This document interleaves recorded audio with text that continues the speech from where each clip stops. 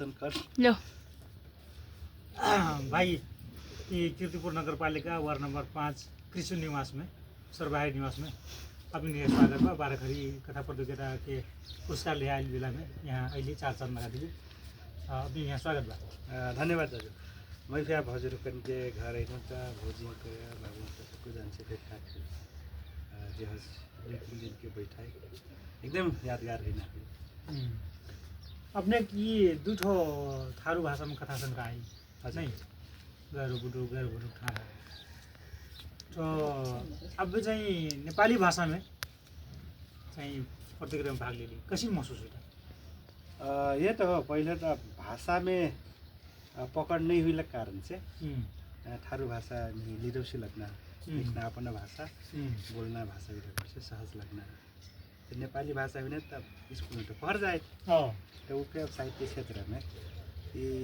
भाषिक ज्ञान एकदम गहिर ज्ञान नहीं मिलने पर से ये नहीं हुई से की करना लागा तो अब के बुझाई कार्य से ये भाषा एक बाधक नहीं बिना रही कथा हाँ कथा का लगता ये थीम हो थीम अनि हर कोई मने बुझना रही है तो थारू भाषा में थे मौलिक कथा लिखना तो यही हूबहू नेपाली कराई नहीं सकते ठेठ मौलिक साहित्य शब्द नहीं छनौट कर सकते थे हाम्रो जो बोलीचाली की नेपाली भाषा बा जो पहलो बाटी वो भाषा है प्रयोग करता हाम्रो थारू कथा वस्तु थारू संवादहरुले सबै बुझिन रहेछ। जैसे 2032 साल में हमारे 12 जिला के हृदय नारायण चौधरी की कथा संग्रह कहली सुनली बुझली वो हिसाब से पहला कथा संग्रह निकाल ठिक 50 वर्ष पुगल मैं जर्मल नहीं रहूँ हाँ ठिक 50 वर्ष पुगल तो 50 वर्ष के इतिहास हेरे पर हमारे थारू कथा के जो बनौट बा आख्यान में लोकिया संग्रहण के जो उपस्थिति बा कसिन लागत हो? अब ये आख्यान विधा हमारे थारू साहित्य में अभी कमजोर भएको छु का करे कि पहिलो पुर्खामा अगटे मनै त सुरुवात गर्ल डगर त देखादिल रहल त लवो पुस्ता उही आगे बढ़ाई नहीं सकली अब पाछा हेर भेट कुछ आख्यानकार थारू भाषा में लिख भिरलबाट तब अब उल्लेख्य रूप में नहीं होला पर्से एकदमै कमजोर बा नहीं जैसे सिंह हेरबी गले जैसे बाराखरी कथा प्रतियोगिता पे संसार भर के मैंने कथा पढ़ा नहीं तो ये 7 संस्करण निकल अब असम अपनी फैन पढ़ ली 25 सूचीकरण में नहीं 25 जन उनकी मैं फैन पढ़ लूँ इससे पहले पोर्साल हमारे भूमिका थारू नानी तरल रहे अनि हमारे मनोज अज्ञात टुकी लिखिया चितवन के पढ़ला नहीं अनि हमारी की सिराहा की मुना चौधरी जन फर्स्ट हुई नहीं तो ये हिसाब से कहे बर तो गुणवत्ता में हमरे भली नहीं आई सके लेकिन मूल धार के थारू कथा लेखन में थारू समुदाय के आख्यान का लोखन कम नहीं हुई उन्हें थारू के कथा वस्तु नाम की कना एक में के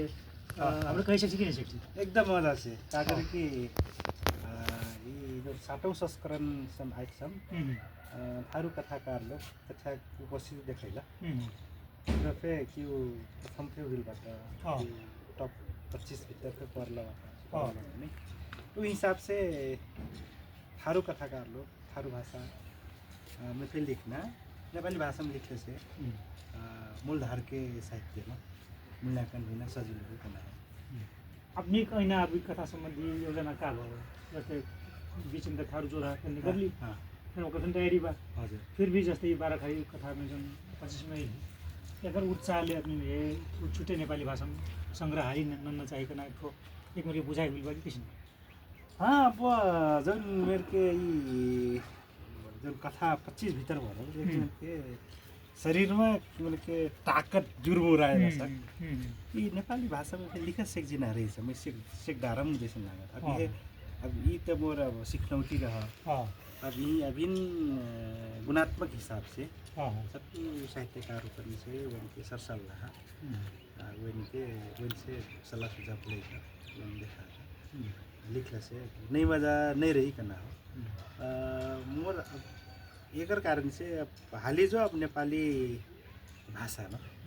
तो कथा संग्रह निकाल करना सोच चाहिए बना सके कालाघर जस्तै थारुकी मेरो कार्यक्रम हुँदै नै साहित्यिक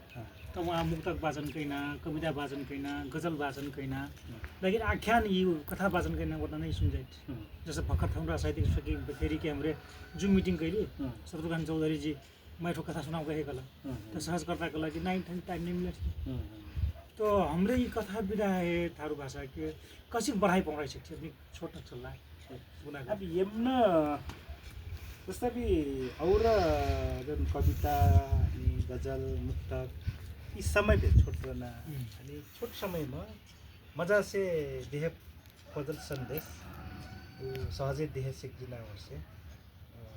यी विधाय ज्यादा रुचि था ये त्यही जुन कथा वाचन के सन्दर्भमा और साहित्यकार लोग वन के अभ्यास ये कथा स्टोरी टेलिंग जुन अवधारणा बा त हाम्रो वेन के भोगाई स्टोरी टेलिंग के माध्यम से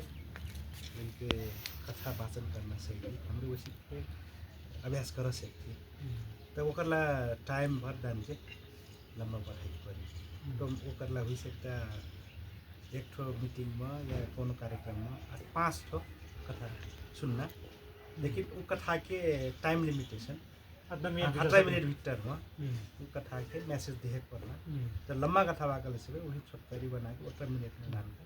वैसे के हाम्रो टाइम एलोकेट करके करने से ये स्टोरी टेलिंग मजा होता है ले अपनी ने लावा नेपाली कथा संग्रहलाई शुभकामना दिन चाहन्छु हजुरगण के मार्गदर्शन हजुरगण के सल्लाह सुझाव पक्कै के संपादन के बेला हो सकता कथा के थीम के बेला हो सकता त्यो बेला हजुरगण के सल्लाह सुझाव एकदमै अच्छा कर हमारी फन कबो मुलाकात हुई तो गुजराउन पर ले